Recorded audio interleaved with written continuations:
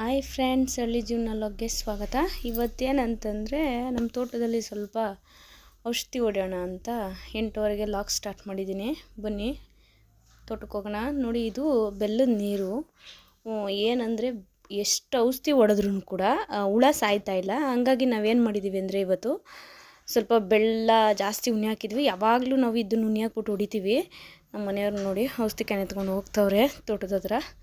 ನಾವು ಹೋಗೋಣ ಬನ್ನಿ. ಇವತ್ತು ಬಿಸಿಲು ಬಂದಿದೆ 8:15ಗೆ. ಇವತ್ತಿನ ಲಾಗ್ ಸ್ಟಾರ್ಟ್ ಮಾಡೋಣ ಬನ್ನಿ. ತೋಟಕ್ಕೆ ಹೋಗೋಣ. ಬೆಲ್ಲ ಮತ್ತು ಈರಿನ ಪೌಡ್ರು ನೈಟೇ ಉನಿ ಹಾಕಿದ್ವಿ. ಸ್ವಲ್ಪ ಉಣ್ತಿರ್ಲಿಲ್ಲ, ಸಾಕಾಗಲ್ಲ ಅಂತ ತಿರ್ಗಾ ತೊಗೊಂಬಂದು ಹಾಕಿದ್ವಿ. ನೋಡಿ, ನಮ್ಮ ತೋಟದಲ್ಲಿ ಕರೆಂಟ್ ಇರಲ್ಲ ಅಂತ ಡ್ರಮ್ಮಲ್ಲಿ ನೀರು ಲೋಡ್ ಮಾಡಿಟ್ಟಿದ್ದೀವಿ. ಆ ಟೇಬಲ್ಲು ಮತ್ತು ಚೇರ್ ಏನಕ್ಕೆ ಇಟ್ಟಿದ್ದೀವಿ ಅಂದರೆ ಯಾರ ಸಹಾಯನೂ ಇಲ್ಲದೆ ಅವರೇ ಎತ್ಕೊಂಡು ಅವರೇ ಹೊಡಿಯೋಕ್ಕೋಸ್ಕರನೇ ಈ ಟೇಬಲ್ ಮತ್ತು ಅದು ಮಣೆ ಇಟ್ಟಿದ್ದೀವಿ. ನೋಡಿ, ಕಾಣಿಸ್ತಿರ್ಬೋದು ಲಾಗಲ್ಲಿ.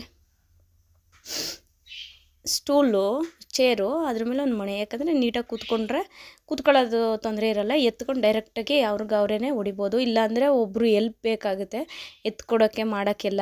ಹಂಗಾಗಿ ನಾವೇನು ಮಾಡಿದ್ದೀವಿ ಅಂದರೆ ಯಾವಾಗಲೂ ನಮ್ಮ ಮನೆಯವರು ಒಂದು ಚೇರು ಮತ್ತು ಒಂದು ಸ್ಟೂಲ್ ಹಾಕ್ಕೊಂಡು ಹೊಡ್ಯೋಕ್ಕೆ ಸ್ಟಾರ್ಟ್ ಮಾಡ್ತಾರೆ. ನಮ್ಮ ತೋಟದಲ್ಲಿ ಸಿಕ್ಕಾಬಟ್ಟೆ. ಯಾಕಂದರೆ ನಾವು ಬೇರೆ ಕಡೆ ಕೆಲಸಕ್ಕೆ ಹೊಲದ ಕೆಲಸ ಮಾಡ್ತಾಯಿದ್ವಿ. ನೋಡಿ ಹೆಂಗೆ ಮೇಯ್ಕೊಂಬಿಟ್ಟಿದೆ ಅಂದರೆ, ಯಪ್ಪ, ಇಡೀ ತೋಟ ಎಲ್ಲ ಹಿಂಗೆ ಮೇಯ್ಕೊಂಬಿಟ್ಟಿದೆ.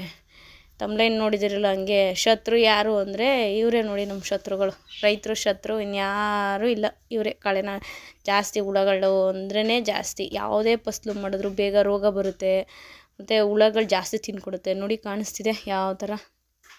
ಹಿಂಗೆ ಇಡೀ ತೋಟದಲ್ಲೆಲ್ಲ ಆಗಿದೆ. ಈ ಪೈರು ಬಂದು ಈಗ ಈ ಗಿಡಕ್ಕೆ 1.5 ತಿಂಗಳು ಆಗಿದೆ. ಒಂದೆರಡು ಅಡಿ ಇದೆ ಗಿಡ. ನೋಡಿ, ಎಲ್ಲ ಹಂಗೆ ಆಗ್ಬಿಟ್ಟಿದೆ, ಎಲ್ಲ ಹಂಗೆ ತಿನ್ಕೊಬಿಟ್ಟಿದೆ ತೋಟ ಎಲ್ಲ. ಅದಕ್ಕೆ ನಾವೇನು ಮಾಡಿದ್ದೀವಿ ಅಂದರೆ ಔಷಧಿ ಹೊಡೆಯೋಣ ಅಂತ ರೆಡಿ ಮಾಡಿದ್ದೀವಿ. ಈ ಸತಿ ನಾವು ಬೇರೆ ಥರ ಔಷಧಿ ತೊಗೊಬಂದಿದ್ದೀವಿ. ನಾವು ಜಾಸ್ತಿ ಕೊಳ್ಳೆಗಾಲ ತಪ್ಪಿದ್ರೆ ಬೆಳ್ಕೊಡಿ 2 ಕಡೆಯಲ್ಲಿ 1 ಕಡೆ ತೊಗೊಬರ್ತೀವಿ. ನೋಡಿ, ಔಷಧಿ ಬ್ರ್ಯಾಂಡ್ ಬೇರೆ ಇದೆ. ಈ ಸತಿ ಚೇಂಜ್ ಮಾಡಿದ್ದೀವಿ. ನೋಡೋಣ. ಯಾವಾಗ್ಲೂ ತುಂಬ ಅಂದರೆ ತುಂಬ ಬರುತ್ತೆ. ನಾವು ಇಷ್ಟು ಬರೋವರೆಗೆ ಬಿಡ್ತಾ ಇರಲಿಲ್ಲ. ಯಾವಾಗಲೂ ಬೇಗನೆ ಹೊಡಿತಾ ಇದ್ವಿ. ಆದರೆ ಈ ಸತಿ ಲೇಟಾಗಿ ಹೋಗಿದೆ, ಅದಕ್ಕೆ ತುಂಬ ಮೇಯ್ಕೊಂಬಿಟ್ಟಿದೆ. ನೋಡಿ, ಬೆಲ್ಲ ಉನಿ ಹಾಕಿದ್ದೀವಿ. ನೋಡಿ, ಬೆಲ್ಲ ಕಾಣಿಸ್ತಿದೆ ಅನಿಸುತ್ತೆ ನೋಡಿ. ಏನಕ್ಕೆ ಬೆಲ್ಲ ಜಾಸ್ತಿ ಹಾಕಬೇಕು ಅಂದರೆ ಸ್ವೀಟ್ ಅಂಶಕ್ಕೆ ಹುಳಗಳು ಬೇಗ ಬಂದು ತಿನ್ನುತ್ತೆ. ಹಂಗಾಗಿ ಹುಳಗಳು ಸಾಯಲಿ ಅನ್ನೋದು ಉದ್ದೇಶಕ್ಕೋಸ್ಕರನೇ ಹಾಕಿರೋದು ಬೆಲ್ಲ ಮತ್ತು ಈರಿನ ಪೌಡ್ರ್ ಹಾಕಿದ್ರೆ ಒಳ್ಳೆಯದು. ನೋಡಿ, ಇದು ಔಷಧಿ. ಇದನ್ನೇ ನಾವು ಜಾಸ್ತಿ ತರೋದು. ಯಾಕಂದರೆ ಇದ್ರೊಳಗಡೆ ಸಾಮಿಗೆ ಕಾಳು ಥರ ಇರುತ್ತೆ. ನಿಮ್ಗೆ ಕಾಣಿಸ್ತಿರ್ಬೋದು ನೋಡಿ, ಸಾಮಿಗೆ ಕಾಳಿರುತ್ತೆ ಅದು. ಈ ಸತಿ ನೋಡಿ ಬೇರೆ ಕೊಟ್ಟಿದ್ದಾರೆ. ಎಂತಕ್ಕೆ ಪೌಡ್ರ್ ಕೊಟ್ಟಿದ್ದಾರೆ, ಏನಕ್ಕೆ ಆ ಥರ ಪೌಡ್ರ್ ಕೊಟ್ಟಿದ್ದಾರೆ ಅಂದರೆ ಜಾಸ್ತಿ ಮಾತೆ ಬಂದಾದಮೇಲೆ ರೋಗ ಬಂದ್ಬಿಡುತ್ತೆ. ನಂದು ಹೋದ ವೀಡಿಯೋದಲ್ಲಿ ತೋರಿಸಿದ್ದೀನಿ, ಹಂದಿಕಾಟದ ವೀಡಿಯೋದಲ್ಲಿ, ಸೋಲಾರ್ ಹಾಕ್ಸಿದ್ದಿಲ್ಲ ಆ ವೀಡಿಯೋದಲ್ಲಿ. ಮೂವತ್ತೆ ತುದಿಲೇ ರೋಗ ಬರುತ್ತೆ. ಅದಕ್ಕೆ ಅದು ಔಷಧಿ ಬೇರೆ ತೊಗೊಬಂದು ಹಾಕಿದ್ದೀವಿ. ಔಷಧಿ ಹೊಡ್ಯೋಕೆ ರೆಡಿ ಮಾಡ್ತವ್ರೆ ನಮ್ಮ ಮನೆಯವರು. ನಾವೇನಂತಂದರೆ ಅದಷ್ಟು 15 ಕ್ಯಾನ್ ಹೊಡಿಯೋಕ್ಕೆ ನೀರು ಮಿಕ್ಸ್ ಮಾಡಿ ಎಲ್ಲ ರೆಡಿ ಮಾಡಿ ಇಟ್ಕೊಂಡಿದ್ದೀವಿ. ನೋಡಿ, ಇಡೀ ತೋಟ ಕಾಣಿಸ್ತಿರ್ಬೋದು. ಇದು ಬಿತ್ತನೆ ಮಾಡಿದಾಗ ವೀಡಿಯೋ ಮಾಡಿದೆ. ಈಗ ಇಷ್ಟು ಎತ್ತರ ಬಂದಿದೆ ಗಿಡ ಎಲ್ಲ. ಇದು ಪೂರ್ತಿ ತೋಟ. ನಮ್ಮ ತೋಟ ಎಲ್ಲ ಪೂರ್ತಿ ಡ್ರಿಪ್ಪೇ ಮಾಡಿಸಿರೋದು ನಾವು, ಹನಿ ನೀರಾವರಿ. ಹಂಗಾಗಿ ತೋಟ ಪೂರ್ತಿ ಕಾಣಿಸ್ತಿದೆ ನೋಡಿ. ಈ ಸ್ಟೂಲು ಮತ್ತು ಚೇರ್ ಇಟ್ಕೊಂಡು ನೀಟಾಗಿ ಔಷಧಿ ಹೊಡ್ಯೋಕೆ ರೆಡಿ ಮಾಡಿದ್ದೀವಿ. ಯಾರೆಲ್ಲ ರೈತರು ಬೇಗ ಹುಳ ಬಂತು ಅಂದರೆ ಬೇಗ ಔಷಧಿ ಹೊಡೆದ್ಬಿಡಿ, ಇಲ್ಲಾಂದರೆ ತೊಂದರೆ ಜಾಸ್ತಿ. ನೋಡಿ, ಸಾಮಿಗೆ ಕಾಳು ಥರ ಇದೆ. ಕೈಲೇ ಮುಡ್ತಾಯಿದ್ದೀನಿ ನಾನು. ಸಾಮಿಗೆ ಇದೇ ಜಾಸ್ತಿ ಬ್ರ್ಯಾಂಡ್ ನಾವು ಜಾಸ್ತಿ ಯೂಸ್ ಮಾಡೋದು. ಬೇಗ ಸಾಯುತ್ತೆ. ಅದರೊಳಗಡೆಗೆಲ್ಲ ಮಿಕ್ಸ್ ಮಾಡಿಕೊಂಡು ಪೌಡ್ರೆಲ್ಲ ಹಾಕಿ 15 ಅಲ್ಲೊಂದು ಜಗ್ಗಿದೆ, ಚಂಬಿದೆ ನೋಡಿ, 15 ಕ್ಯಾನ್ಗೆ ಆಗಬೇಕು ಔಷಧಿ. ಆ ಥರ ನೀವು ಯಾವ ಜಗ್ಗೋ ಲೋಟನ ಏನು ಹಾಕತ್ತೀರ ಅದರಲ್ಲೊಂದು 15 ಔಷಧಿ ಎಲ್ಲ ಹಾಕ್ಬಿಟ್ಟು, ಅದು ಔಷಧಿ ಮತ್ತು ಬೆಲ್ಲದ ನೀರು ಎಷ್ಟಿರುತ್ತೆ ಆ ಪ್ರಮಾಣ ನೋಡಿಕೊಂಡು ಅದ್ರ ಮೇಲೆ 15 ಕ್ಯಾನ್ ಆಗೋ ಥರ ನೀರು ಯೂಸ್ ಮಾಡಿ. ಅದು ಔಷಧಿ ಏನು ಕೊಟ್ಟಿದ್ದಾರೆ ಪೌಡ್ರು, ಅದು ನೀರೊಳಗಡೆ ಹಾಕಿದ್ರೆ ಅದು ಮೆಲ್ಟ್ ಆಗುತ್ತೆ. ನಮ್ಗೆ ಗೊತ್ತಿರಲಿಲ್ಲ. ನಾವೇನು ಮಾಡಿದ್ವಿ, ಒಂದೊಂದೇ ಪ್ಯಾಕೆಟ್ ಓಪನ್ ಮಾಡಿ ಹಾಕಿದ್ವಿ. ಲಾಸ್ಟಲ್ಲಿ ಹಾಕಿದಾಗ ನಮ್ಗೆ ಗೊತ್ತಾಯಿತು, ಅದು ನೀರೊಳಗಡೆ ಹಾಕಿದ್ರೆ ಅದು ಪೂರ್ತಿ ಅದೇ ಕರ್ಗೋಗ್ಬಿಡುತ್ತೆ. ನಮ್ಗೆ ಗೊತ್ತಾಗಲಿಲ್ಲ, ಆಮೇಲೆ ಗೊತ್ತಾಯಿತು. ನೋಡಿ, ನಾವು ಒಂದೊಂದೇ ಪ್ಯಾಕೆಟ್ ಓಪನ್ ಮಾಡಿ ಹಾಕ್ತಾಯಿದ್ವಿ. ಬಟ್ ಏನಂತಂದರೆ ನೀರೊಳಗಡೆ ಅದನ್ನೇ ಹಾಕ್ಬಿಟ್ರೆ ಅದ್ರ ಸಮೇತ ಕರ್ಗ್ಬಿಡುತ್ತೆ ಅದು. ಆ ಥರ ನಾವು ಕೇಳಬೇಕಿತ್ತು, ತೊಗೊಂಬಂದಾಗ ಕೇಳಿರಲಿಲ್ಲ. ಹಂಗೆ ಹಾಕ್ತಾಯಿದ್ವಿ.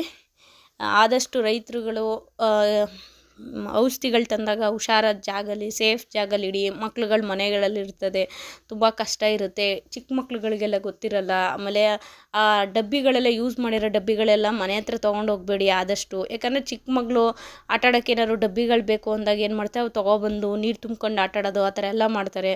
ಹಂಗಾಗಿ ತುಂಬ ಹುಷಾರಾಗಿ ಇಟ್ಕೊಳ್ಳಿ. ನೋಡಿ ನಮ್ಮ ಮನೆಯವರು ಅಳತೆ ಮಾಡ್ಕೊಂಡು ಔಷಧಿ ಹಾಕೋತಿದ್ದಾರೆ.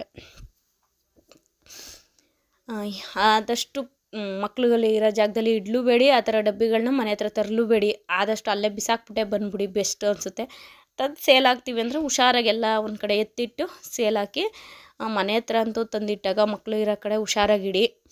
ನೋಡಿ ಔಷಧಿ ಹೊಡಿಯೋಕೆ ರೆಡಿ ಮಾಡ್ತಿದ್ದಾರೆ ನಮ್ಮ ಮನೆಯವರು, ಔಷಧಿ ಹೊಡಿತಿದ್ದಾರೆ. ಯಾವ್ದಾರು ಜೋಳ ಹಾಕಿದ್ದೀರಾ ಬೇಗ ಬೇಗ ಒಂದು ಲೆವೆಲಿಗೆ ಬರೋಷ್ಟೊತ್ತಿಗೆ ಒಂದು ಗಿಡಕ್ಕೆ ಗೊಬ್ಬರ ಕೊಡಬೇಕು. ಒಂದು ಗೊಬ್ಬರ ಕೊಟ್ಟಮೇಲೆ 45 ದಿವಸ ಗ್ಯಾಪ್ ಇರಬೇಕು ಅದು ಫಸಲು ಬರೋಕ್ಕೆ. ಯಾಕಂದರೆ ನಾವು ಕೊಟ್ಟಿದ್ದ ಗೊಬ್ಬರ ಅದು ಫಲವತ್ತತೆ ಸಿಕ್ಕುತ್ತೆ. ನೀವು ಮಾತೆ ಬಂದಾದ್ಮೇಲೆ ಗೊಬ್ಬರ ಕೊಟ್ಟರೆ ಏನೂ ಫಲ ಇಲ್ಲ.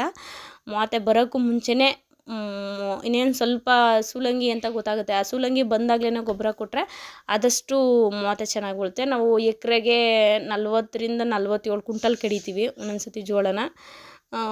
ಈ ಸತಿ ನಮಗೆ ಇದೇ ತೋಟದಲ್ಲಿ ಈಗ ಜೋಳ ಹಾಕಿದ್ದೀವಲ್ಲ, ಇದರಲ್ಲಿ 47 ಕ್ವಿಂಟಲ್ ಜೋಳ ಬಿದ್ದಿದೆ 1/4 ಎಕರೆಗೆ.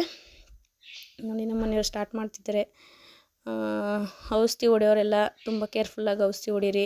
ಔಷಧಿ ಹೊಡಿಬೇಕಾರೆ ಯಾವುದನ್ನೇ ಆದರೂ ಇಸ್ಕೊಂಡು ತಿನ್ನೋದು, ಕುಡಿಯೋದು ಆ ಥರ ಎಲ್ಲ ಮಾಡಬೇಡಿ. ಆ ಥರ ಮಾಡೋದ್ರಿಂದ ಬಾಡಿಗೆ ತೊಂದರೆ ಆಗುತ್ತೆ. ನಮ್ಮ ಮನೆಯವ್ರು ಮಾಸ್ಕ್ ಯೂಸ್ ಮಾಡ್ತಿಲ್ಲ, ಅವ್ರಿಗೆ ಮಾಸ್ಕ್ ಹಾಕ್ಕೊಂಡ್ರೆ ಆಗಲ್ಲ, ಹಂಗಾಗಿ ಹಂಗೆ ಹೊಡಿತಾವ್ರೆ ಔಷಧಿನ. ನಮ್ಮ ಮನೇಲಿ ಯಾವಾಗಲೂ ನಮ್ಮ ಮನೆಯವರೇ ಹೊಡಿತಾರೆ. ಬೇರೆಯವ್ರಿಗೆ ಕೊಟ್ಟರೆ ಚೆನ್ನಾಗಿ ಹೊಡೆಯಲ್ಲ, ಬೇಗ ಬಿಟ್ಟು ಹೊಡೆದ್ಬಿಟ್ಟು ಹೋಯ್ತಾರೆ ಅಂತ ನಮ್ಮ ಮನೆಯವರೇ ಯಾವಾಗಲೂ ಔಷಧಿನ ಹೊಡಿತಾರೆ.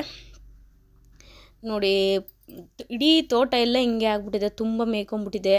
ಬೇಗ ಸ್ವಲ್ಪನೇ ನೀವು ಜೋಳ ಹಾಕಾದ್ಮೇಲೆ ಅವಾಗವಾಗ ಒಳಗಡೆ ಹೋಗಿ ಓಡಾಡಿ ಜೋಳದೊಳಗೆ ಗಿಡ ತಿನ್ಕೊಂಡಿದೆಯಾ ಇಲ್ವಾ, 1-2 ಗಿಡ ಬಂದಾಗಲೇ ಬೇಗ ಹೊಡೀರಿ. ಈಗ ನಾವು 2ನೇ ಟೈಮ್ ಕೊಡ್ತಾ ಇರೋದು ಜೋಳಕ್ಕೆ. ನನ್ನ ವೀಡಿಯೋ ಇಷ್ಟ ಆದರೆ ಪ್ಲೀಸ್ ಸಬ್ಸ್ಕ್ರೈಬ್ ಮಾಡಿ, ಲೈಕ್ ಮಾಡಿ, ಸಪೋರ್ಟ್ ಮಾಡಿ. ನೋಡಿ ಈ ಥರ ಹೊಡಿತವ್ರು ನಮ್ಮ ಮನೆಯವರು.